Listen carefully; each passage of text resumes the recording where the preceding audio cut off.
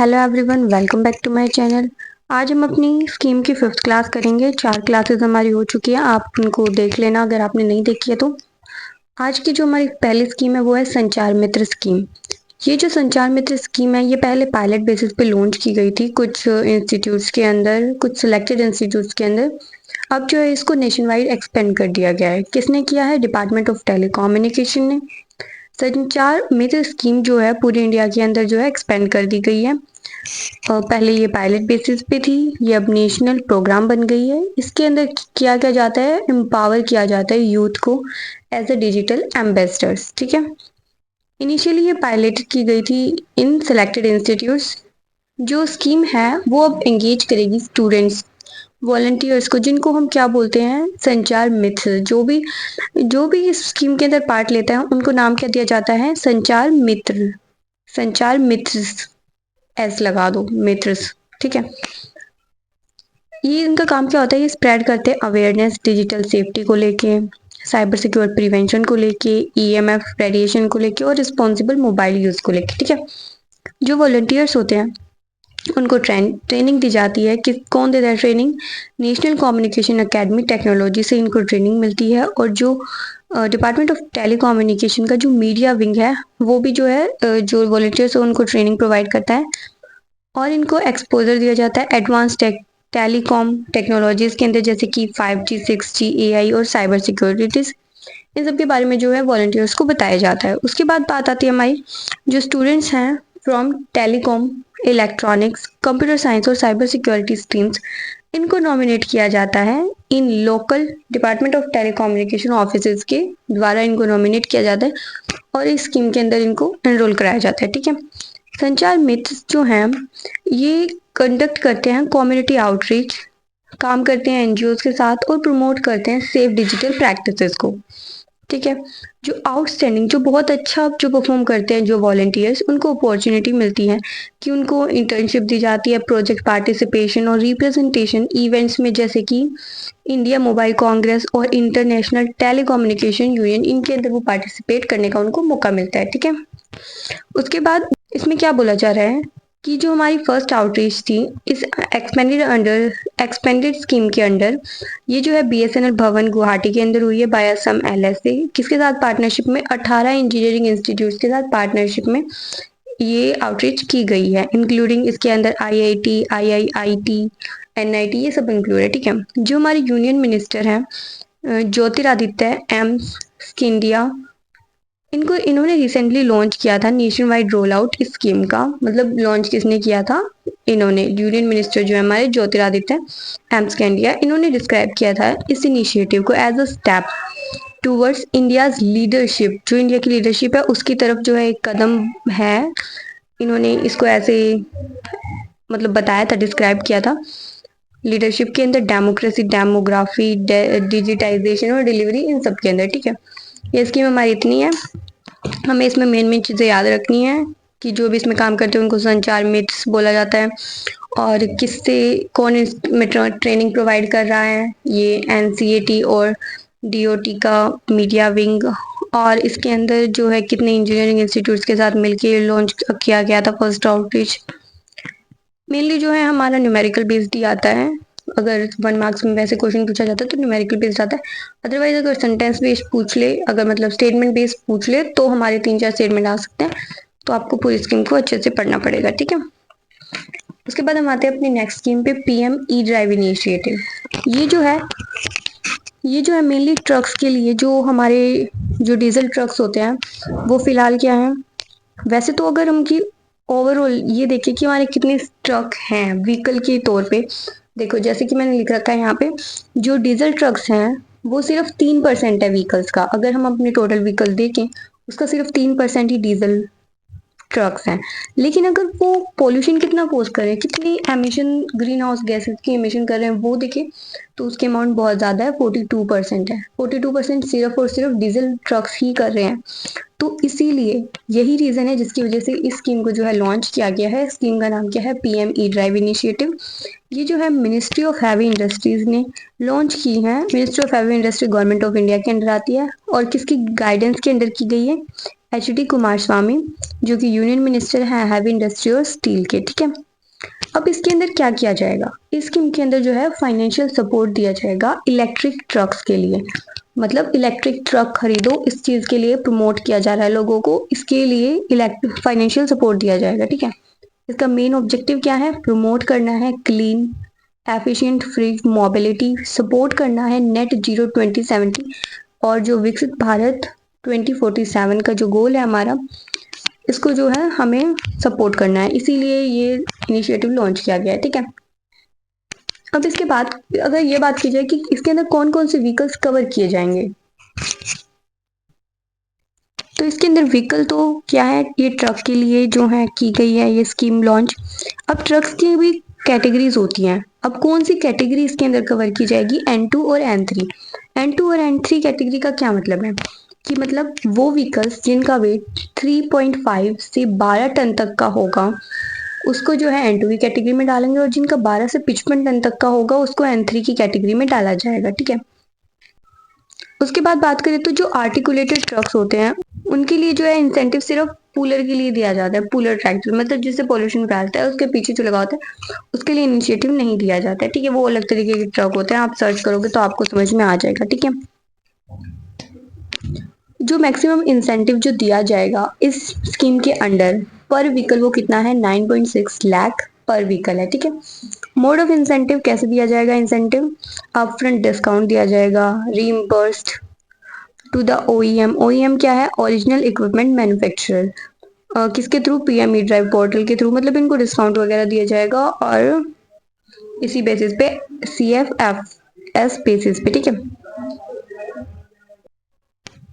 अब इस स्कीम के अंडर जो बैटरी वारंटी वगैरह की भी बात चल रही है कि मतलब कितनी वारंटी वगैरह दी जाएगी, मतलब जो भी हमारे ट्रक्स वगैरह होंगे उनके अंदर जो बैटरी लगाई जाएगी, जो व्हीकल की मोटर वगैरह लगाई जाएगी, उसके ऊपर कुछ वारंटी की भी बात की गई है। वो कितनी बोली गई है कि बैटरी की वारंटी की रिक्वायरमेंट कितनी है, बैटरी की 5 साल या 5 लाख किलोमीटर, इनमें से जो भी पहले हो जाएगा, 5 साल पहले हो गए तो बैटरी आपको चेंज करानी पड़ेगी, या फिर अगर 5 किलोमीटर उस व्हीकल के थ्रू आप चल चुके हो उस बैटरी के थ्रू तो आपको वो चेंज करानी पड़ेगी। ठीक है, ये रिक्वायरमेंट है। और अगर व्हीकल या मोटर वारंटी की बात करें तो मोटर जो उसके अंदर लिखी जाती है, व्हीकल की वारंटी की बात करें तो 5 साल या फिर 2.5 लाख किलोमीटर, जो भी पहले हो जाएगा। ठीक है, मैंडेटरी कंडीशंस की बात करें तो जो स्क्रैपिंग करानी ज़रूरी है, जो ओल्ड डीजल ट्रक्स हैं उनकी, जो टारगेट डिप्लॉयमेंट है इस स्कीम के अंडर, इस इनिशिएटिव के अंडर, वो कितना है, 5600 ई ट्रक्स जो है इनको जो है बेचने हैं, डिप्लॉय करने हैं। स्पेशल एलोकेशन जो है दिल्ली के लिए दिया जा रहा है, दिल्ली के अंदर 1100 ई ट्रक्स के लिए एलोकेशन दिया जाएगा, और 100 करोड़ का बजट रखा गया है दिल्ली के लिए। ठीक है, जो की बेनिफिशियरी सेक्टर्स है वो क्या क्या है, सीमेंट, स्टील, पोर्ट, लॉजिस्टिक्स, ये सब की बेनिफिशियरी सेक्टर्स हैं। मेजर OEMs इन्वॉल्व कौन कौन से हैं, जो मेजर ओरिजिनल इक्विपमेंट मैन्युफैक्चरर्स हैं वो कौन कौन है, किसके थ्रू बनवाए जा रहे हैं, टाटा मोटर्स, अशोक लीलैंड और वोल्वो ईचर, इन ये सब जो है मेजर ओरिजिनल इक्विपमेंट मैन्युफैक्चरर्स हैं हमारे। ठीक है, CPSE कमिटमेंट की बात करें तो जो steel authority of India limited है वो प्रोड्यूस करेगा 150 ई ट्रक्स अगले 2 सालों के अंदर, ये बोला गया है, कितने, 150 ई ट्रक्स अगले 2 सालों के अंदर, पर 15% व्हीकल्स जो हैं वो इलेक्ट्रिक होंगे उनमें से। ठीक है, ये हमारा क्या है, इसकी कमिटमेंट है। ठीक है, ये स्कीम जो है हमारी इतनी है, ये सारी बातें, इसमें बहुत सारी न्यूमेरिकल बेस्ड चीज़ें हैं, ये सारी आपको याद रखनी है, जैसे कि N2 N3 के अंदर क्या कैटेगरी किस बेसिस पे डिवाइड किया गया है, पर व्हीकल कितना इंसेंटिव रखा गया है, वारंटी कितनी है बैटरी की और व्हीकल की, और स्पेशल एलोकेशन दिल्ली के अंदर कितना किया गया है, टारगेट डिप्लॉयमेंट कितनी है, और ये सारी बातें जो है हमें याद रखनी है, और जो स्टील अथॉरिटी ऑफ इंडिया उसकी कमिटमेंट कितनी है और कितने सालों के अंदर है। ठीक है, ये सारी बातें जो है हमें याद रखनी ही रखनी है। उसके बाद हम आते हैं अपनी नेक्स्ट स्कीम पे। नेक्स्ट स्कीम है हमारी नव्या इनिशिएटिव है। एक ये इनिशिएटिव है जो PM का, प्राइम मिनिस्टर नरेंद्र मोदी का जो विजन है विकसित भारत 2047, ये इसके अंडर, इसके साथ, मतलब इसी को प्रमोट करने के लिए ये जो है लॉन्च किया गया है इनिशिएटिव। और जो गवर्नमेंट का जो अनवेवरिंग मतलब अडिग जो कमिटमेंट है कि वुमेन लेड डिप्लॉयमेंट करनी है, डेवलपमेंट करनी है, वुमेन लेड डेवलपमेंट करनी है हमारी कंट्री के अंदर। तो ये जो कमिटमेंट है गवर्नमेंट का, इसके और जो पीएम का जो विजन है विकसित भारत का, ही उन दोनों को ही आगे बढ़ावा देने के लिए, उन्हीं को प्रमोट करने के लिए जो है इस स्कीम को जो है लॉन्च किया गया है। किसके द्वारा किया गया है? Ministry of women and child development. किसके साथ मिलके? मिनिस्ट्री ऑफ स्किल डेवलपमेंट और इंटरप्रेन्योरशिप, इन दोनों ने मिलकर जो है लॉन्च किया है ज्वाइंट पायलट इनिशिएटिव को। ये अभी पायलट बेसिस पे लॉन्च किया गया है। स्किलिंग के लिए, किस चीज के लिए लॉन्च किया गया है? स्किलिंग ऑफ एडोलसेंट गर्ल्स, जिनको नाम क्या दिया, जिस इस इनिशिएटिव को नाम क्या दिया गया है? नव्या। नव्या की फुल फॉर्म की बात करें तो nurturing aspirations through vocational training for adolescent, for young adolescent girls in, और ये कहाँ से लॉन्च किया गया है? सोनभद्रा यूपी। सोनभद्रा यूपी से नव्या इनिशिएटिव लॉन्च किया गया है। नव्या इनिशिएटिव की फुल फॉर्म क्या है? Nurturing aspiration through vocational training for young adolescents. ठीक है, फुल फॉर्म आपको याद रखनी है। ये जो हमारा प्रोग्राम है ये जॉइंटली इनोग्रेट किया गया है मिनिस्ट्री ऑफ स्टेट, जिनके पास इंडिपेंडेंट चार्ज है स्किल डेवलपमेंट और एंटरप्रेन्योरशिप का, जे.एन. चौधरी, और ministry of state for women and child development जो सावित्री ठाकुर है, इनके द्वारा ये जो है प्रोग्राम एक साथ मिलकर इन्होंने इनोग्रेट किया है। ठीक है, नव्या है क्या? ये एक पायलट इनिशिएटिव है जिसका एम क्या है? इक्विप करना है जो एडोलसेंट गर्ल्स हैं 16 से 18 साल की लड़कियां जो है, उनको मिनिमम क्वालिफिकेशन जिनकी क्लास 10th हो चुकी है, उनको क्या करना है? इक्विप करना है वोकेशनल ट्रेनिंग के साथ, mainly non traditional job roles जो आजकल ट्रेडिशन में नहीं है, ऐसी जॉब रोल्स के लिए उनको क्या है? प्रमोट करना है, उनको बढ़ावा देना है, उनको ट्रेनिंग प्रोवाइड करनी है। ठीक है, ये जो इनिशिएटिव है, ये जो पायलट इनिशिएटिव है ये इम्प्लीमेंट किया जाएगा 27 डिस्ट्रिक्ट्स के अंदर, हमारी कंट्री के 27 डिस्ट्रिक्ट्स के अंदर इसको जो इम्प्लीमेंट किया जाएगा। और जो district of north eastern states हैं स्पैनिंग अक्रॉस 19 स्टेट्स के अंदर इसको किया जाएगा। रिफ्लेक्ट करती है ये गवर्नमेंट के इंक्लूसिव को और टारगेट अप्रोच को to reaching the unreserve region and vulnerable population. कमज़ोर जो पॉपुलेशन है उसको जो है बढ़ावा देना है, उसको जो है स्ट्रॉन्ग बनाना है, इसीलिए ये जो है इनिशिएटिव लॉन्च किया गया है। ये इनिशिएटिव हमारा इतना ही था। नेक्स्ट पे आते हैं हम। एक हमारा प्लान है जारिया मास्टर प्लान था, उसको जो है रिवाइज किया गया है, उसी के बारे में कुछ बातें हैं वो कर लेते हैं। जो कैबिनेट कमेटी है इकोनॉमिक अफेयर्स की, उसने अप्रूव किया है किसको? जो रिवाइज झारिया मास्टर प्लान था, जीएमपी इसकी शॉर्ट फॉर्म है। इसको, इसका एम क्या था? टैकल करना है लॉन्ग स्टैंडिंग इश्यूज को, फायर, लैंड सब्सिडेंस और जो रिहेबिलिटेशन है किसका? अफेक्टेड फैमिलीज का। किसके अंदर? जारिया कोल फील्ड के अंदर। जारिया कोल फील्ड के अंदर कुछ हुआ होगा, आई डोंट नो क्या हुआ था, लेकिन वहां पे जो है लोगों को जो है बहुत प्रॉब्लम फेस करनी पड़ी थी आग की और लैंड सब्सिडेंस की वजह से। और उसी के लिए उसी की वजह से क्या है, जो अफेक्टेड फैमिलीज है उनको जो है हेल्प प्रोवाइड की जा रही है फायर, लैंड सब्सिडेंस और रिहेबिलिटेशन के लिए। उसी से रिलेटेड ये हमारा प्लान है जिसको नाम दिया गया है जारिया मास्टर प्लान। इसको रिवाइज किया गया है कैबिनेट कमेटी के द्वारा, और इसका जो फाइनेंशियल आउटले रखा गया है जो रिवाइज प्लान है उसके लिए कितना है? 5940.47 करोड़। आप 5940 करोड़ याद रख सकते हैं। ठीक है, जो रिवाइज जारिया मास्टर प्लान है इसने अडॉप्ट किया है एक फेस्ड अप्रोच एड्रेस करने के लिए फायर और सब्सिडेंस और रिहेबिलिटेटेड अफेक्टेड फैमिलीज को प्रायोरिटी बेसिस पे, मतलब जो मोस्ट वल्नरेबल साइट्स हैं उनके लोगों को जो है पहले प्रायोरिटी दी जाएगी, उनको पहले हेल्प प्रोवाइड की जाएगी जो ज़्यादा अफेक्टेड हुए हैं। ठीक है, उसके बाद बाकी लोगों को।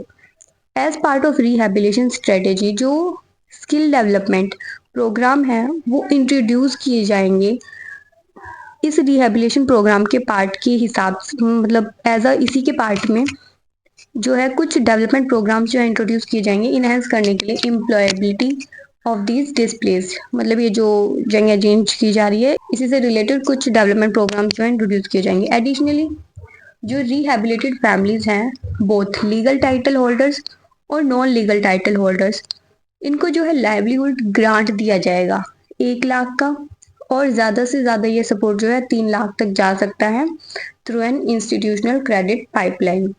फर्दर मोर आगे क्या बोला गया है कि जो झारिया अल्टरनेटिव लाइवलीहुड रिहेबिलिटेशन फंड है वो सेटअप किया जाएगा सपोर्ट करने के लिए लाइवलीहुड रिलेटेड एक्टिविटीज को और स्किल डेवलपमेंट इनिशिएटिव के लिए। ये जो है कंडक्ट किया जाएगा किसके साथ कोलैबोरेशन में मिलकर multi skill development institution in the region के अंदर जो मल्टी स्किल डेवलपमेंट इंस्टीट्यूशन है उनके साथ मिलकर जो है इसको परफॉर्म किया जाएगा। सारा कामकाज देखा जाएगा।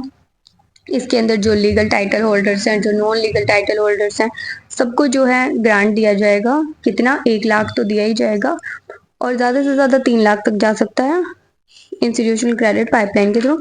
ये सारी बातें हमें जो है याद रखनी है। नेक्स्ट हमारी आती है scheme Mahatma Gandhi national rural employment guarantee scheme. Scheme का नाम क्या है? Mahatma Gandhi national rural employment guarantee scheme. इसको शॉर्ट में बोलते हैं MGNREGS। ठीक है, मोस्टली आपको यही लिखा मिलेगा जहां भी आप पढ़ोगे। इतनी बड़ा नाम नहीं मिलता है आपको स्कीम का, क्वेश्चंस में आपको शॉर्ट फॉर्म में मिलेगी। पहली बार क्या है जो गवर्नमेंट है उसने एक अमाउंट फिक्स कर दी है। किस चीज के लिए? 60% फिक्स की है MGNREGS स्कीम के लिए। इसका जो टोटल एलोकेशन है इसके फर्स्ट हाफ के लिए जो फाइनेंशियल ईयर हमारा 25-26 चल रहा है इसके फर्स्ट हाफ के लिए 60% जो है उन्होंने फिक्स कर दिया स्पेंडिंग की। 60% जो है आपको 25-26 फाइनेंशियल ईयर के अंदर 60% जो आपको फर्स्ट हाफ में लगाना है। फर्स्ट हाफ मतलब सितंबर तक का जो पीरियड है उसके अंदर।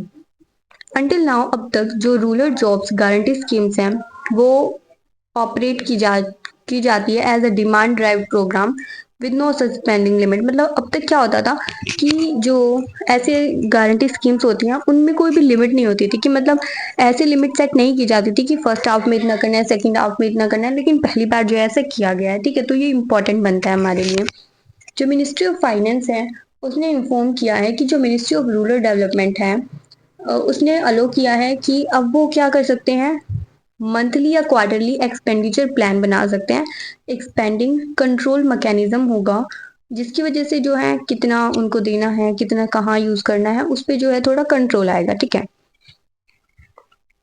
जो फाइनेंस मिनिस्ट्री है उसने इंट्रोड्यूस किया है मंथली एक्सपेंडिचर प्लान या क्वार्टरली एक्सपेंडिचर प्लान 2017 के अंदर किया था हेल्प करने के लिए मिनिस्ट्रीज को ताकि वो मैनेज कर पाए अपने कैश फ्लो को और अवॉइड कर पाए जो अननेसेसरी बोरोइंग होती है उसको अवॉइड कर पाए। ठीक है, जो फाइनेंस मिनिस्ट्री है उसने इन्फॉर्म किया है मिनिस्ट्री ऑफ रूरल डेवलपमेंट को कि अभी ये जो है स्पेंड कर सकती है 60% तक MGNREGS। एनुअल जो आउटले रखा गया था 86,000 करोड़ टोटल आउटले है इस स्कीम का। इसका टोटल आउटले कितना है? 86,000 करोड़, जिसमें से 60% जो है ये फर्स्ट हाफ में यूज कर सकती है, ऐसे इसको बोला गया है। ठीक है, फर्स्ट हाफ में 60% का मतलब क्या है? 51,600 करोड़ ये जो है फर्स्ट हाफ में यूज कर सकती है, मतलब सितंबर के एंड तक ये इतना यूज कर सकती है। जो Mahatma Gandhi national rural employment guarantee scheme है ये प्रोवाइड करती है एटलीस्ट 100 डेज किसके गारंटेड वेजेस एम्प्लॉयमेंट के एक फाइनेंशियल ईयर के अंदर हर एक रूरल हाउस होल्ड को जिनके जो अडल्ट मेंबर्स हैं वो वॉलंटियर हैं to do skill manual work. मतलब इसके अंदर जो 100 डेज की गारंटी वेजेस एम्प्लॉयमेंट दी जाती है ये स्कीम के अंदर जो है ऐसी जो भी फैमिलीज हैं जो रूरल फैमिलीज हैं उनके हर एक जो मतलब कम से कम एक अडल्ट मेंबर को तो जो है स्किल्ड किया जाता है कम से कम 100 दिनों के लिए। ठीक है, इस स्कीम के अंडर जो प्रोग्राम है ये जो हमारा प्रोग्राम है इसको पार्लियामेंट की अप्रूवल मिली थी अगस्त 2005 के अंदर और ये इम्प्लीमेंट किया गया था अगस्त 2005 में। इसको अप्रूवल मिल गई थी कि हाँ इसको आप कर सकते हो और फरवरी 2006 में इसको इम्प्लीमेंट किया गया था। कहाँ पर? कंट्री की जो पुअरेस्ट स्टेट थी उनके अंदर, जो पुअरेस्ट डिस्ट्रिक्ट्स थी उनके अंदर जो है फरवरी 2006 में इसको लॉन्च किया गया था, इम्प्लीमेंट किया गया था। उसके बाद 2008 के अंदर इसको एक्सटेंड कर दिया गया था सभी मतलब पूरी कंट्री के अंदर नेशन वाइड इसको एक्सटेंड कर दिया गया था। ठीक है, हमारी आज की 5 स्कीम कंप्लीट होती हैं, बाकी की स्कीम हम नेक्स्ट क्लास में करेंगे। अभी जो है आप इनको रिवाइज कर रहे अच्छे, बाकी आप मेंस की अच्छे से तैयारी करते रहिए। चलो ठीक है, आज की क्लास हम यहीं एंड करते हैं। मेंस की मूक लगाते रहिए और अपने मार्क्स वगैरह शेयर भी करते रहिए। ठीक है।